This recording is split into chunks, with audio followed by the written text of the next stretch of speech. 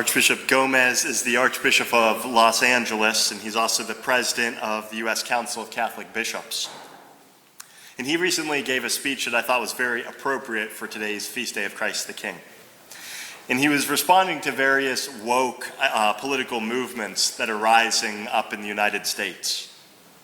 And this would involve everything from critical race ideology to climate change ideology to the different gender ideologies, all these different movements that are coming about.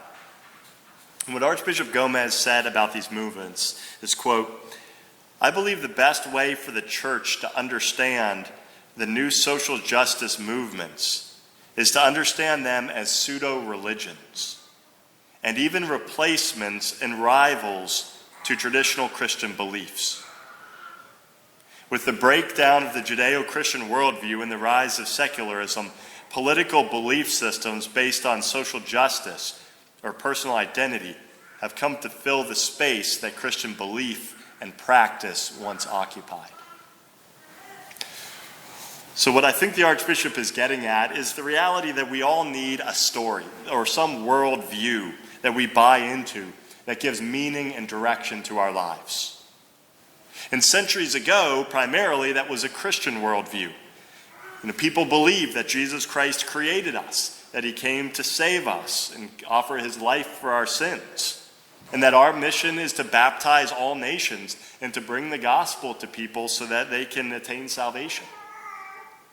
And young men and women by the hundreds and by the thousands would dedicate their lives to the church as missionaries, as priests. They would go to monasteries. They would live in service to the poor or in education or to orphanages. And they did this because they were Christians, because they wanted to do great things with their lives, and they knew what it meant to serve Jesus Christ. Today, young people still want to do great things with their lives. But the story that many of them are taught and that they buy into is different. With critical race theory, the story is that people of certain races are suffering and they're alienated, and the cause of that is systematic oppression by white people. And so they need to band together and fight against white people who are oppressing them. And millions of Americans are buying into this narrative, including major Fortune 500 companies and major universities throughout our country, and entire school systems are buying into this teaching. Or if we look at climate change ideology, the story is that human beings are destroying the world through carbon emissions from fossil fuels, and that catastrophic climate change is imminent, that the world's going to self-destruct because of this. And so we need radical change immediately in order to save the world. And that means eliminating fossil fuels. And so investors and banks have begun withdrawing trillions of dollars and pulling them from oil and gas companies so that they can't get financing.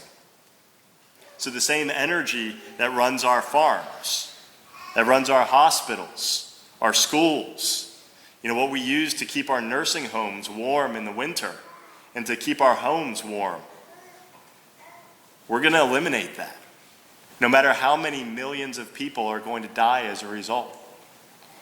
There's already problems in Europe where certain farmers can't get fertilizer because there's no feedstock, and they don't have enough energy to run their tractors for the harvest. So it's already cutting into the food supply of the world. But the effect of all of these ideologies is exactly what Pope Benedict warned us of. He said, if we forget God, we no longer see the image of God in our neighbor. How are we supposed to recognize the sacredness of life and the importance of protecting and defending the sacredness of life created in the image of God if we lose sight of God? And so these ideologies are leading to the destruction of the harmony within our society. It's destroying our culture, and it's going to lead to the death of quite a few people, many millions of people. And so what's the answer to this? Well, Archbishop Gomez points out the answer very clearly. He said the gospel remains the most powerful force for social change the world has ever seen. If the problem is race relations, then the solution is the gospel. The Catholic Church is universal. It's the mission of the church to bring all people together, no matter what their race or nationality or background is, into the one body of Jesus Christ. The Catholic Church is universal. There's no room for racism within the church. The Catholic Church is the solution to that problem. Or when we look at the suffering and poverty within the world, to be part of the church means that it's our mission to alleviate the suffering and the needs of those who are around us. It's not a government program's job. It's our job to serve the needy. Or when it comes to the environment, the church teaches us to respect creation because it's God's gift to us and we're stewards of it. While at the same time recognizing that God gave us the world to sustain us and to nourish human life so it may flourish. And so we have to balance environmental concerns with the true good of the human person. The Feast of Christ the King was instituted by Pope Pius XI in response to different nationalist ideologies that were rising after World War I. And these are the same ideologies that led to World War II. And Pope Pius XI was warning us about the dangers of those ideologies, because people were putting the good of nation states above any other good, including the sacredness of human life. And so as we celebrate the feast day of Christ the King today, it's important for us to recognize that these ideologies that are rampant and rising up in our political system and across our country are really bad responses to real problems that people are perceiving. But the true response is the kingship of Jesus Christ. And it is only the kingship of Jesus Christ that answers all of these needs in a way that's true and in a way that's just and in a way that respects the dignity of the human person.